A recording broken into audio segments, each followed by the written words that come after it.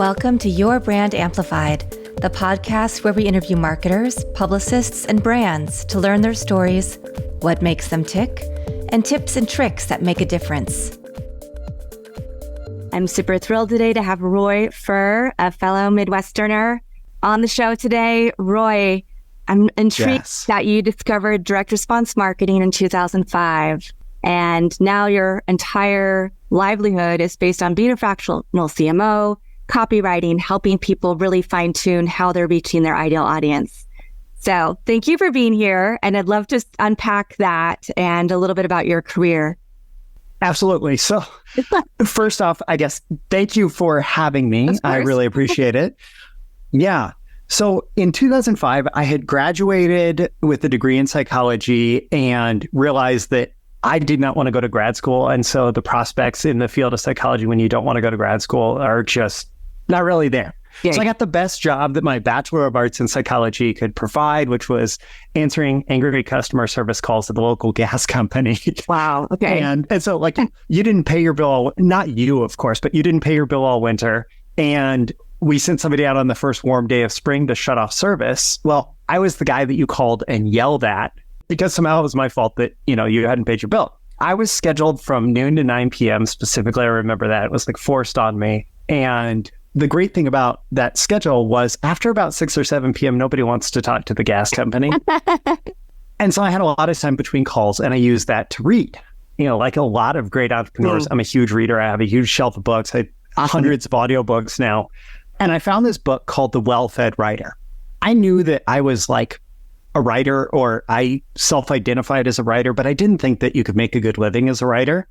Well, this book said there are these people who work with businesses who help the businesses communicate their message. And those people are called copywriters, and they can make a really good living. And I said, okay, interesting. And then that book kind of disparaged direct response marketing, which is the segment of marketing that's like all about getting results, getting conversions, making sales, making profits. That book was about anal reports and stuff. And it was a great fit for him, not for me. Right. I was like, direct response? Yes. Like, give me that stuff. And I just fell down a rabbit hole that I still have not climbed out of. And so since 2005, like within a few months, I actually got a job at an IT training publisher, which I helped grow more than 3 times over and put them on the Inc. magazine list of fastest growing companies.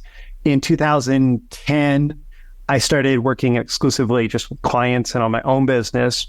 I've had multiple clients end up on the Inc. magazine list. Multiple clients have exits or huge investments from other companies looking to participate in their success.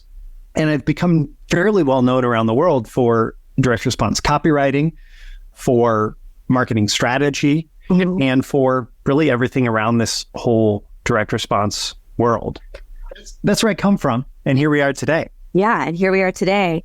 Is there a specific type of clients that you like to work with? And also knowing that you work as a fractional CMO and copy chief, what's the difference for the audience who might be a little newer to, most of my audience is pretty sophisticated and savvy, but I want to make sure that we're reaching everybody. So what's the difference in the services that you provide? Who is your ideal customer? And when does somebody need to think about hiring each of these people?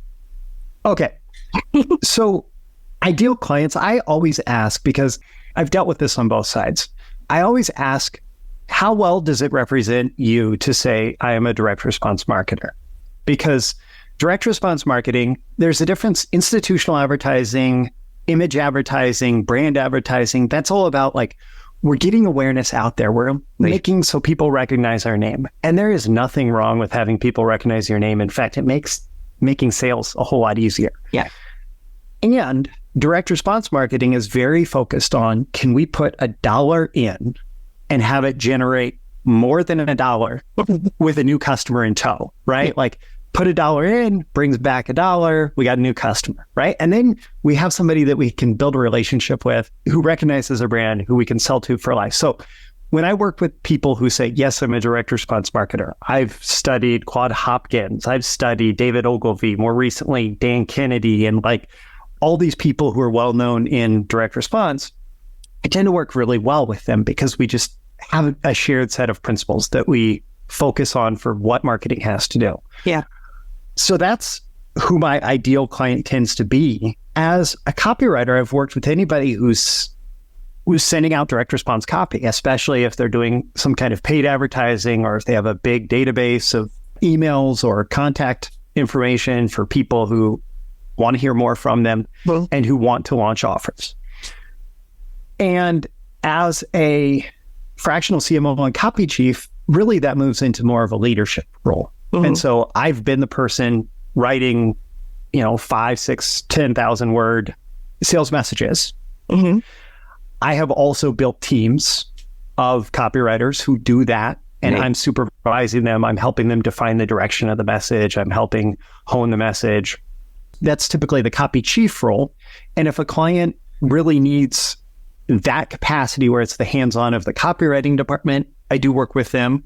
If a client wants somebody to step back and take more of a strategic leadership position, a buffer between, hey, I'm the CEO, I'm the founder, I'm the owner, and I've been in there building the business, but now the business has grown to a point where I can't handle every department. I can't handle leadership in every department.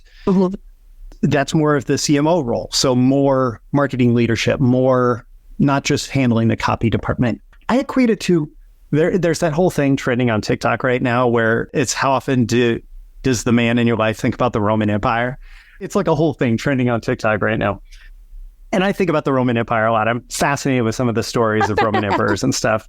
But I think about it in ancient Rome, there were people who were merchants who built entire fleets of ships that went out. Well, you start your business and it's more like, I'm buying a ship. I'm going to get a few friends together, right? And we're going to go and we're going to try and buy something, maybe in North Africa, maybe in Egypt, maybe in Greece, whatever. We're going to come back and we're going to sell it for more, right? So that's your first trip. You bought the ship, you launched the business, right? And you do a little bit, you're like the captain and you're swabbing the deck and you're, pulling the sails up and all that stuff. But then you make a little profit there and you're like, okay, well, maybe I can step back and I can just be the captain. I can build more of a crew.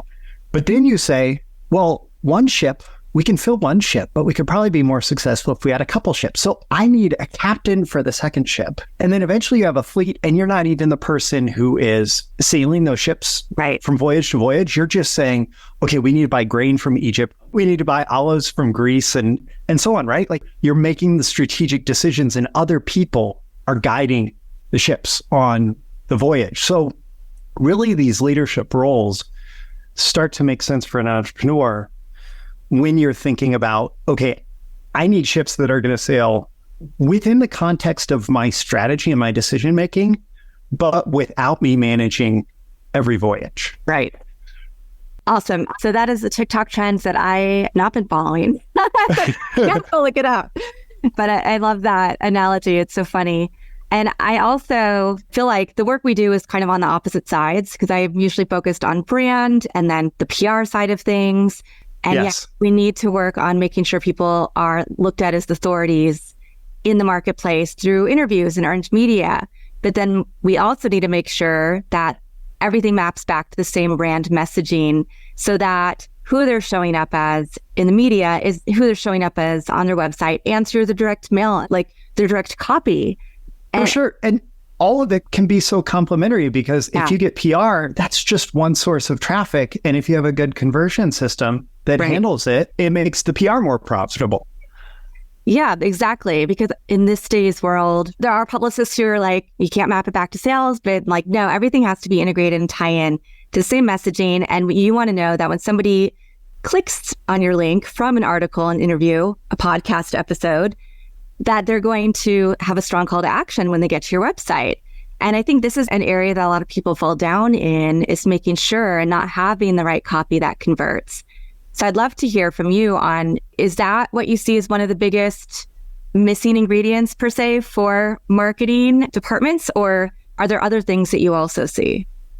There's 3 areas that I'd like to focus on most. Yeah. And I have a friend and colleague, Perry Marshall, who I have to credit with this particular language. He's the world's most quoted expert on Google Ads, and he wrote the book 80-20 Sales and Marketing with Richard Koch, who wrote the 80-20 Principle, writing the foreword. The three things that I focus on and that most good direct response marketers focus on are traffic, conversion, and economics. Mm-hmm. And so traffic is getting the right audience. And having the right audience is like 40% of the way towards your success. And that can be through PR, that can be through paid traffic channels, that can be through however you're getting your message in front of people. Mm-hmm. Economics, which is the whole offer structure of your business, that's another 40% of your success. So if you have a business that can't be profitable, no matter how cheap you make traffic because you've underpriced everything that you offer, or you don't offer your best customers a way to buy more or anything like that, you're going to struggle. And so that's another 40%. So we have 40% on the audience traffic, 40% in the offer. And I'm thinking about these things with my clients too, especially in that CMO role. And then like the point of the spear is the conversion architecture, the conversion mechanisms, the marketing creative, right? So a great business with a great offer, it's easy to sell that because it's something that people are excited about. But then also you can do a better or worse job presenting your offer and making it appealing to the audience, right? And so I'm focused on all of those things. I have the most history focusing on that last 20%, the marketing creative. How do we speak to the audience? How do we present the offer in a way that's going to get their attention and pull them through from like, I'm not really aware of like how these symptoms that I'm having add up to a problem I need to solve, to like, I'm not ready to solve the problem yet, to, okay, I'm ready to solve the problem. What solutions are going to work best, to like, what is this offer, to, okay, I just want to buy it now, right? Yeah. Like there's a whole decision-making process involved with that. But again, like if you just say, I mean, you get people who hear about copywriting and it's so powerful, but they don't have any success because they think it's just about some magic words that you say. And that's not what copywriting is. It's about connecting the offer with the market. And when those two things are already very strong, then the copywriting comes very easy. Yeah. Yeah. So it's the whole process. And I know different copywriters have different ways and processes. I've worked with a couple and they have a survey that I fill out, and I put in some of the words that I'm using and then they finesse them. Would you say that that's a good approach? Would you say that that's an approach that you start with? Or is that something that AI is replacing now? Like I was creating some blog posts out of podcast episodes and I was able to like say, okay, create a blog post out of this transcript, so Is that changing the market as well? I will say AI is definitely changing the market, but it's not necessarily changing the market for copywriters like me and good direct response copywriters. What AI does in the large language models, like they're really interesting and really powerful. They take like everything that's out there about a particular topic and essentially create an average of it. That's what they're designed to do. They're designed to generate an average. And so if you take the transcript of an interview, actually, that's a great use of AI that, okay, I want to take the content in here and I want to transform it into this based on decent writing, right? Or if you say, I did a demonstration of doing some AI market research with like urinary problems, and it actually created a really great like customer experience or like prospect type experience of, I asked it to tell me a story of somebody who might be dealing with this. And it actually told this story. It came up with the story of this woman like presenting or doing a speech competition, and she was getting the award for winning the speech competition when suddenly she had like bladder leakage problems. And I was like, wow, this is like emotionally gripping just because it put me in a situation that I may have never thought of before, right? But in terms of copy that's designed to like connect with a cold audience and take them all the way through to making a purchase, nobody is using AI to just replace the copywriter there. Copywriters who are good are using AI to shortcut the writing process, right? But it can't do the big job of figuring out, okay, how am I going to take this product and make sales? Right. Yeah. So AI is changing things, but it still seems like it's a ways off for just completely replacing copywriters. That said, I think it's a smart thing to use. And now I've already blanked on the other half of that question, the first half of that question. I've actually been thinking about the next question. Okay. So I don't think AI can replace the emotional value. So it might help with some emotional storytelling, like the example you just gave, but it still has to be copy that will convert because it's that human element that you're talking about. Like, what problem are you solving for people? And how are you taking them through that funnel and through the language that will get them to realize that you have the ultimate solution for their problem?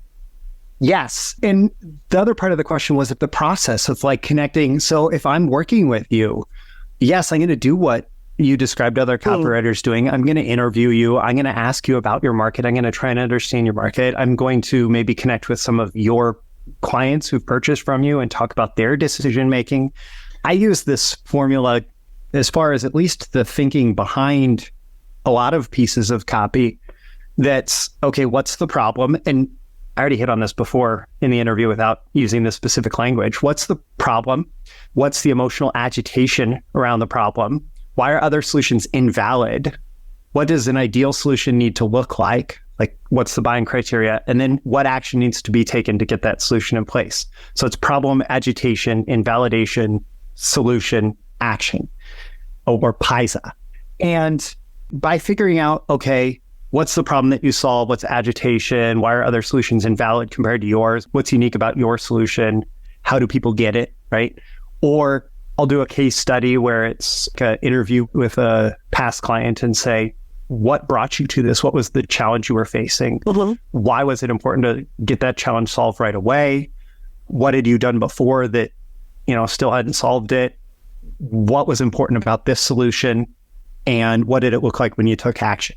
Right? So it's the same structure, just repeated over and over again. And so a good copywriter, for many products, that's mostly what you need to structure a good message. And it doesn't have to be, 7 ways to as a headline formula or anything like that. If you connect with someone on the level of their problem and you talk about, what a good solution needs to do, you're a long ways towards making the sale, right? And so a good copywriter will do that. For the types of clients that I often work with, there's even deeper research that copywriters are doing. So there's like market stories going on and you're capturing people's attention by talking about something that's going on out in the marketplace, or any kind of research that essentially provides a new spin, a new angle on the familiar to kind of, we're all like, we're scrolling Facebook all day long. We're going from video to video to video. Like, there's a lot of great things competing for our attention.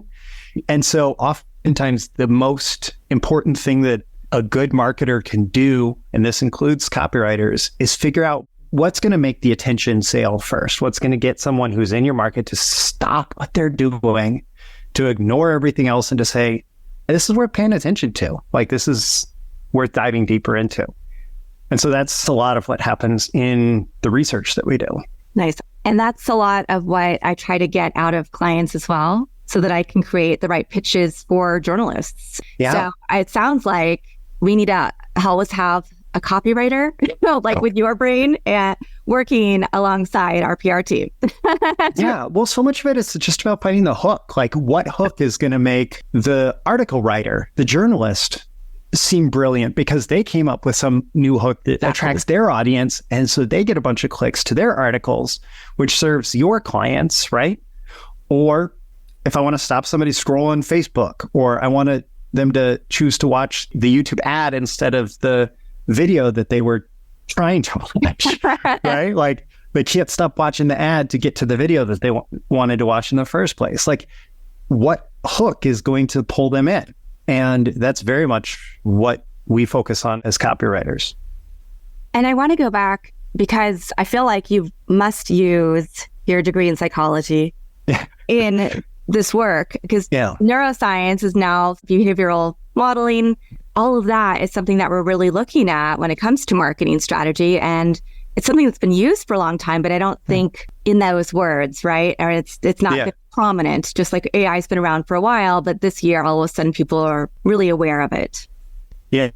A very famous copywriter named Gary Halbert, who one of the things that made him famous is he wrote this coat of arms letter that was like a 1-page letter that was mailed, I think, 1 billion times profitably. based on this idea. And then he went on and was known as being like this great direct mail copywriter. He said that marketing comes down to two things: behavioral psychology and math. So behavioral psychology is when we put a stimulus in front of somebody, how do they respond? Okay. And yeah, so arguably the psychology degree has come in handy quite a bit. Also, I took statistics classes and I actually met my wife in a statistics class. I love that. And so the math of marketing is very much statistical math. So if we try, landing page A versus landing page B, which one performs best? But beyond which one performs best, do we have statistical significance to know that if we continue to run B, it's going to continue to outperform A? And so much of direct response marketing is based on that. Like, we're going to try a few things, we're going to see what works, and we're going to make sure that it's statistically valid, that it works better, right?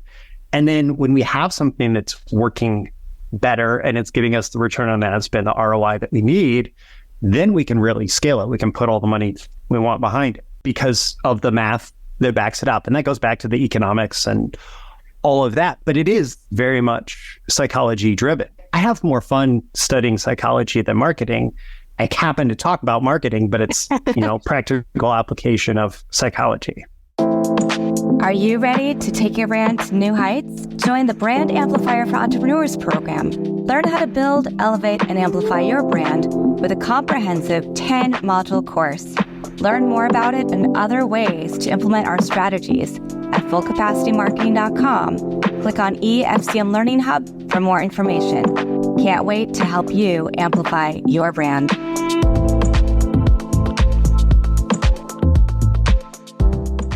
Yeah, my daughter is really good at math and she's in high school, but she already knows she wants to get her PhD in neuroscience. Okay. And she doesn't want to go into marketing, but I said, she wants to be a researcher, but if you ever want to, there are a million jobs that will be available when you graduate one day. Yeah, for sure.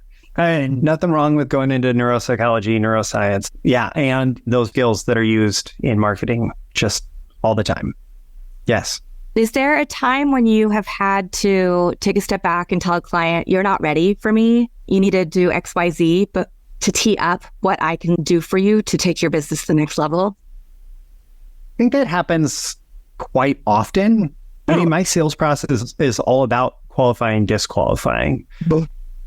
And so if I'm working with a client and if I'm talking to a potential client and they don't have capabilities in place or they don't have offer structures in place, especially if they're resistant about building the offer structure or resistant about investing in the capability, for whatever reason, they may not be ready to invest in the capability. Yeah, I mean, there's reasons to say no. In fact, you're going to have more time for better clients if you know when to say no and know when to say yes. And, fortunately at this point, I'm not chasing clients. A lot of my clients are just the ones that I choose. And so that allows me to, it allows me to say no is not an ideal fit, ideal opportunity. Wonderful. And you also have a podcast and a newsletter. Yes. So if people might not be ready to work with you yet, but they still want to get information and all of your knowledge because you have done so much. You've also authored books. You have been the copywriter for huge events. So obviously you have a huge, huge level of expertise. What kind of content do you put into your newsletter and how often does your podcast come out? Is it a solo podcast? Do you have guests? Yeah. So the podcast, the kind of catch-all way to find that content is Breakthrough Marketing Secrets, breakthroughmarketingsecrets.com. On YouTube, it's Roy Furr's Breakthrough Marketing Secrets. I think on podcast networks, it's Roy Furr's Breakthrough Marketing Secrets. And that is a daily podcast. And most days of the week, most weeks, it is solo. So it's me sharing. I create a set of notes and I share an important, what I consider marketing breakthrough for the audience. I do also occasionally have select people on. So like recently had CEO of one of the most visible direct response publishing companies in the world who was a guest, just recorded with him. So that'll be published I don't know when compared to when this episode is going to be published, right? Yeah. So I occasionally have select guests. I don't feel a need to have guests for every segment, right? Or whatever. But I'm talking to people who are in the trenches, who are applying direct response marketing.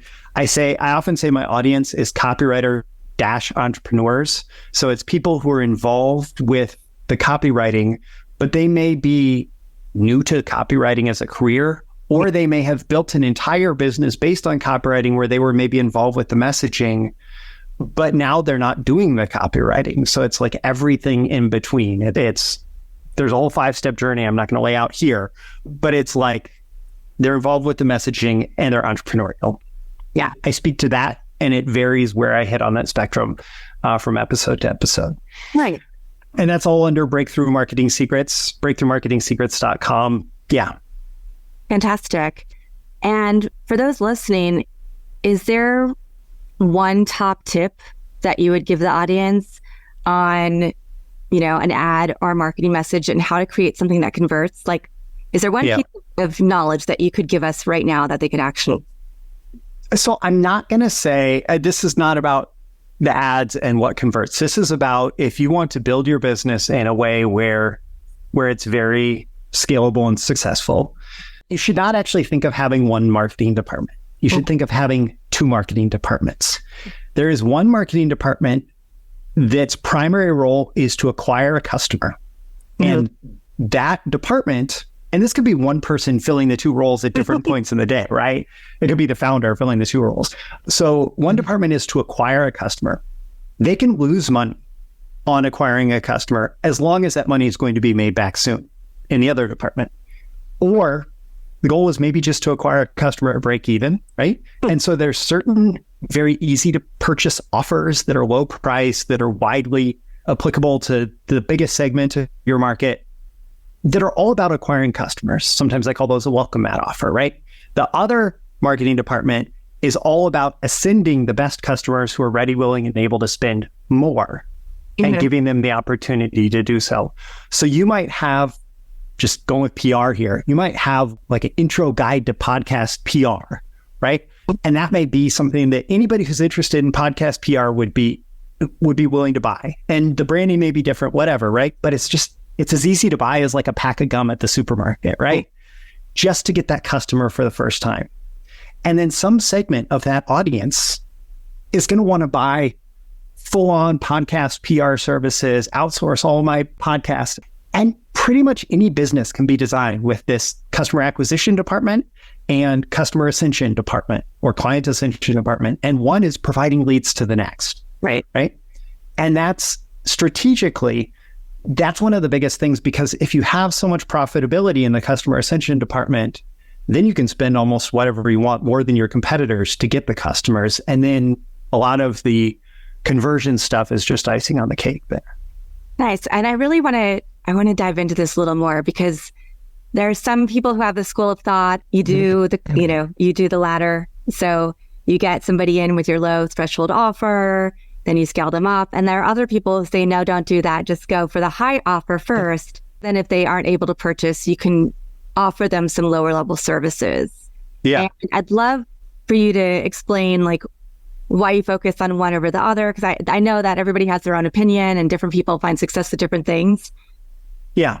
Well, so early in my business, providing copywriting as a service, I did just have a fairly high ticket offer. It started as $2,000 and then it climbed to $20,000 for similar services. And all of those are a percentage of sales as royalties. And so having high ticket offers, there's nothing that wrong with it. It's just that high ticket offers are very hard when you want to intentionally scale and really grow your business. Because think about this, like if I wanted to go advertise on Facebook to get clients and my offer is $10,000 and I need a certain number of conversions before Facebook's algorithms are going to be able to say, okay, like we know who your clients are, right? How much money am I going to have to spend? 20, 30, 40, 50, $100,000, right? Versus if I have a $5 offer or a $10 offer and people are buying that, And I have additional offers beyond that are helping to make that more profitable. And then I say, Facebook, give me as many of these $10 buyers as possible, knowing that I designed all the offers to appeal to that person who would be the $10,000 buyer, right? Then it's much easier for Facebook to say, oh, we know who those people are. Let us bring them to you, right? Yeah. And so there is that component. There is also the component of the number of people who know you, like you, and trust you enough to be willing to give you that high ticket purchase right away is very small. And it's especially small if you aren't doing things to cultivate the know, like, and trust. And there are plenty of things you can do to cultivate the know, like, and trust. But one great thing is to get them to buy from you and to deliver more value than they expected when they bought from you. Because then they'll say, well, what happens if I give you even more money? So there are two sides to it. I have a friend who is an executive at a company that does like defense contracts. And we're talking gigantic defense contracts. She's not necessarily going to run this type of marketing, right? But for the vast majority of companies that aren't talking like 9-figure, 10-figure contracts with the government, this kind of stuff is really a much more effective way to scale, especially when you're selling direct to the buyer, whether that buyer is a consumer under the like, this is a consumer product, or a person within a business who is involved with the business decision-making process. So that would be more B2B, but still there's some kind of engagement at that level. Yeah, that was a very clear answer. I think that it's really easy for the listeners to be able to delineate, right, and figure out. Because I think a lot more people are in that sector where you said they can afford to do the Facebook ads or the whatever ads that will bring in it. And as long as they're providing value and, you know, you can scale people up. So I love the way that you presented that. Thank you. You bet. So there is a book, you mentioned Claude Hopkins earlier. And I know one of the questions that I have prepped for you was, in your opinion, his book, which is over 100 years old now, is the best book for written on internet marketing when the internet didn't exist. So I'd love to hear more about that. So Claude Hopkins has this book called Scientific Advertising. And I actually have the domain freescientificadvertising.com. And it's in the public domain now, so you could go download a PDF of it. But I recorded it for myself to be able to listen to the book. Wow. And I offered the audiobook that I recorded as well as the PDF there at freescientificadvertising.com. What scientific advertising is essentially a set of principles. It's a set of principles for doing advertising, marketing, copywriting based on what works, right? Testing marketing, seeing if it works. And there's lessons in it, like start with small tests, controlled tests. Now, he's got some really old examples of like testing inside a particular city or testing inside 3 particular cities and then being able to roll out to like regional or national campaigns and stuff that are very relevant to old media, right? But still the idea of saying, how can we do a limited test before we try to like throw a ton of money behind it? That's smart marketing. That's smart advertising, right? Another core lesson from there is that the old language is advertising as salesmanship in print, because in the 1920s, it was always a salesman and it was in print, right? I say sales multiplied through media. And so the way that book talks about advertising is that it should be judged based on the same criteria through which you would judge a salesperson. Does that salesperson go out and get orders, right? And if you're judging your advertising based on does it get orders, you could do that on Facebook, you could do that on YouTube, you could do that on whatever. And in some cases, we may not necessarily just be talking about orders, we may be talking about leads, you know, we may be talking about different steps along the way towards placing an order, right? But the whole idea is that advertising is designed to move the sales process forward. I mean, it's full of other principles, but the thing is, like, if you don't get stuck on the language of the time 100 years ago, and you don't get stuck on the advertising media of the time, then the book, the core principles and strategies are just as effective today online. In fact, they're even more effective.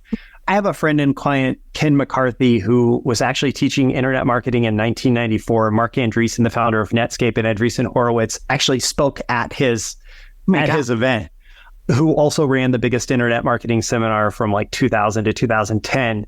And he said that the internet is like direct mail on glass. So back in Claude Hopkins' day, like it was slow. It was, we had to wait for the printing press and we had to wait for the mail. I don't think it was Pony Express, but not far from it.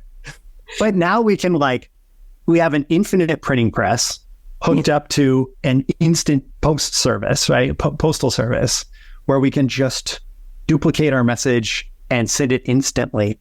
And all the same principles that have always applied in these different media apply online. I love that. I use some of that principle, but now I'm going to, because I teach at UC Annenberg, so I teach grad students in PR, and I talk about how the tactics and the ways that we do PR, the way that we communicate the messages, right? Like when I started PR, we had to fax press releases, you had to type them up, fax them, all to make sure they got them. And digital is just moving everything forward, but you still have to have clear, concise messages. You have to have a good pitch for the journalist. You have to be clear with what they're going to get if they talk to your client. So much the same on a different side of the coin, but I'm going to have to pick this book up too and have my students read it too. Yeah. So much of like technical details, superficial details can change, but if you get the principles and the strategy, the core principles and strategies behind it, right, you can adapt to whatever media, to whatever new opportunities come up, to whatever new language, trends people are using, all of that. So I'm sure you've seen a lot of changes in your decade plus career in copywriting and fractional CMOing, if that's a word. I'm going to make it one. What do you see changes that you think are going to be, like, if you do some future forecasting? It continues to get more expensive to get your message in front of people. Mm-hmm. That's a big one. I think technology will change. AI will become more dominant and more capable. And I have this long view that at some point, like the level of data and analytics that are out there with AI, somebody is going to click on an ad and the page that they're taken to is going to be dynamically generated to match the offer to their interests and to tell stories that match their interests, and is going to be completely catered to them. And it's going to be just wild. And it is going to significantly limit, the role of a real human writer. Now, I think that there are things like company perspective, so like, what are your core beliefs? They aren't captured in AI, and it will still have to go into the machine, but AI will continue to play a bigger role. But going back to that earlier note, that the economics are going to continue to just be more and more important. So if media costs are going up, if the cost to put yourself in front of a customer is going up, as a business, you have to approach that strategically and say, it's not just about, can we generate profit on day zero, the day that somebody first interacts with our business? It's about, how is our entire business structured so that with the rising media costs, with the rising cost to acquire a customer, how can we go positive as quick as possible? And how can we set up the economics in a way that supports our continued success in an environment where, people who are not able to cope with the rising media costs are going to get just eaten up? And I think having alternative strategies like PR and stuff that can feed traffic from lots of different sources, having really diverse traffic sources, having better retargeting programs, remarketing programs to be back in front of the people who've been interested in you in the past, all of that continues to be important and will continue to be even more important. But yeah, first thing that came to mind is just that media costs continue to rise.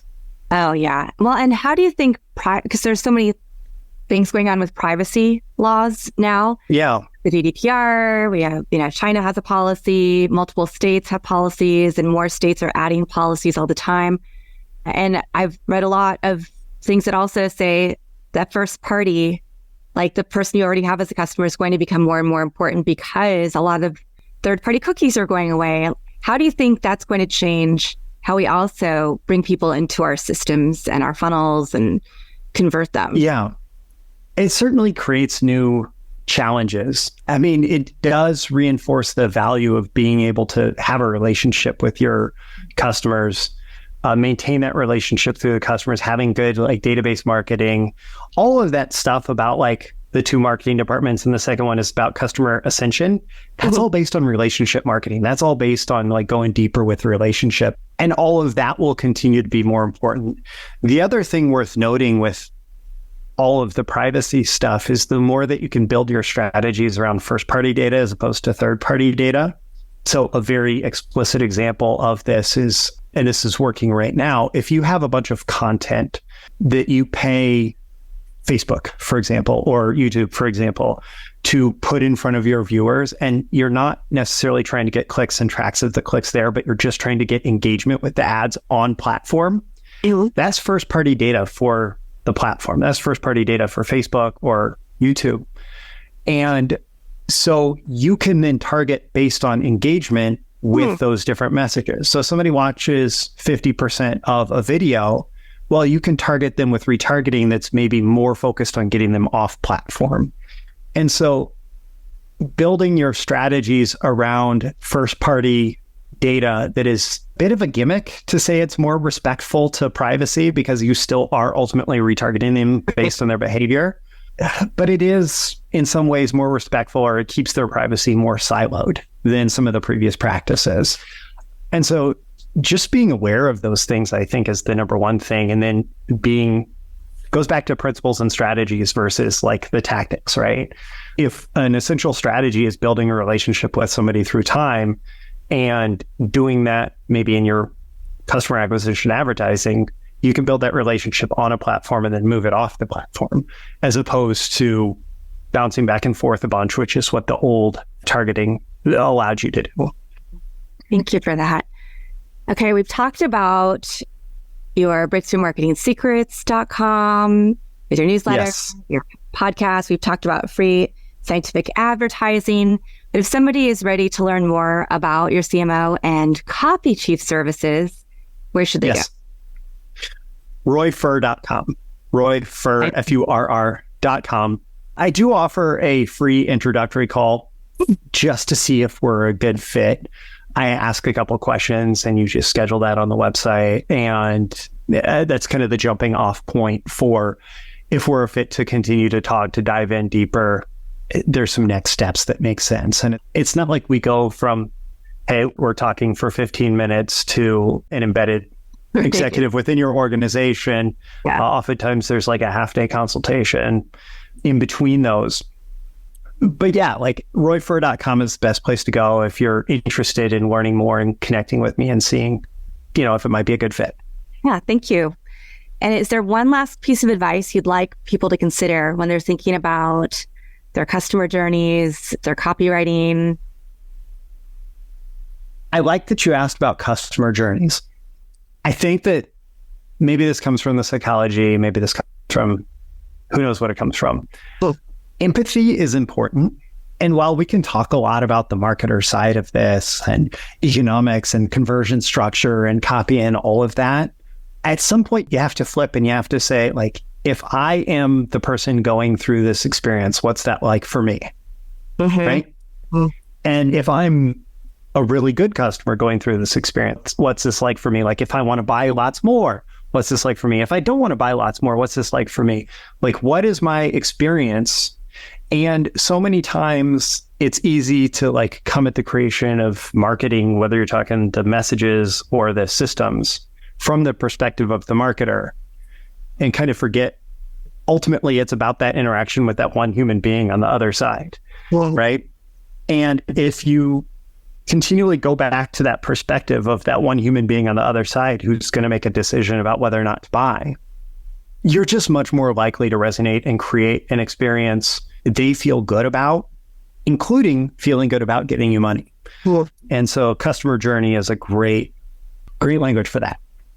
And my last question, do you have a favorite quote or mantra, a family motto, any words of wisdom? They might change every day, but anything that is resonating with you right now? On my phone, I have a quote from the poem Invictus, and I don't have his name here. I think it's William Henley and wrote Invictus, and it's I'm the captain of my soul. And it is a good reminder that ultimately, it's my responsibility, my ability to respond to everything, and my ownership of that responsibility that's going to dictate whatever happens in my life. And so, yeah, if I want a better relationship, I'm the captain of making sure that happens. If I want a better business, I'm the captain of making sure that happens. If I want whatever, I'm the captain of making sure that happens for me. Yeah. Fantastic. Very powerful. Roy, thank you for being here today. Thank you.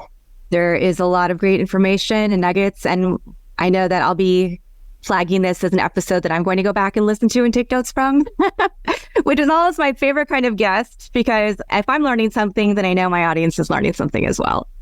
Excellent. Well, there was lots of good questions there to give us a lot to talk about. Well, thank you. And of course, all of your links will be in the show notes. Thank you to my viewers and listeners for coming back for another episode of Your Brand Amplified, which is also streaming on Traverse TV, streaming TV platform, which also is live in Florida, I just found out. So if you live in Florida, you can watch us on the Traverse TV network. Otherwise, you can watch us or listen to us everywhere else. And with that, I'll be back again in a few days with another amazing expert. Want more? Check out amplifywithannika.com or follow me on socials at amplifywithannika.